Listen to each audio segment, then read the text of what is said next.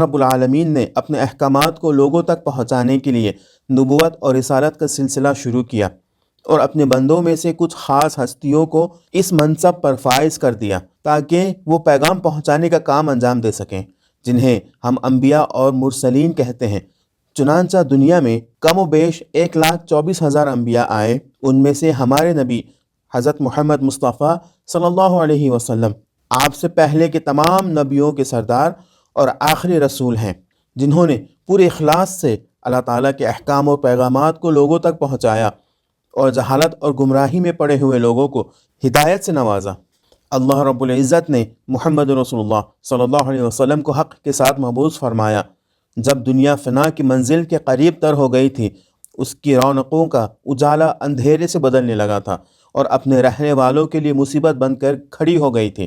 اس کے بسنے والے تباہ اور اس کے عیب کھلنے اور پھیلے ہوئے دامن سمٹنے لگے۔ پھر آپ صلی اللہ علیہ وسلم کو اللہ تعالیٰ نے پیغام پہنچانے کا وسیلہ، امت کی ہدایت، اہل علم کے لیے بہار اور خدمت خلق کا جذبہ رکھنے والوں کے لیے عزت کا سبب قرار دیا۔ اللہ تعالیٰ نے آپ صلی اللہ علیہ وسلم کو ناقابل انکار دلیلوں اور شریعت کی رہنمائیوں کے ساتھ بھیجا۔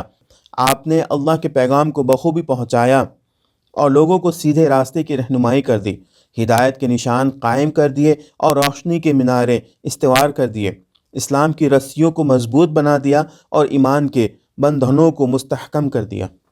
اللہ نے آپ صلی اللہ علیہ وسلم کو حق کی طرف بلانے والا اور مخلوق کی گواہی دینے والا بنا کر بھیجا۔ چنانچہ آپ نے پروردگار کے پیغامات کو لوگوں تک پہنچایا، نہ اس میں کچھ سستی کی، نہ کوتاہی، اور اللہ کی راہ میں اس کے دشمنوں سے جہاد کیا، جس میں نہ کمزوری دکھائی نہ حیلے بہانے کیے۔ وہ پرہیزگاروں کے امام اور ہدایت پانے والے کی آنکھوں کے لیے بصارت ہیں۔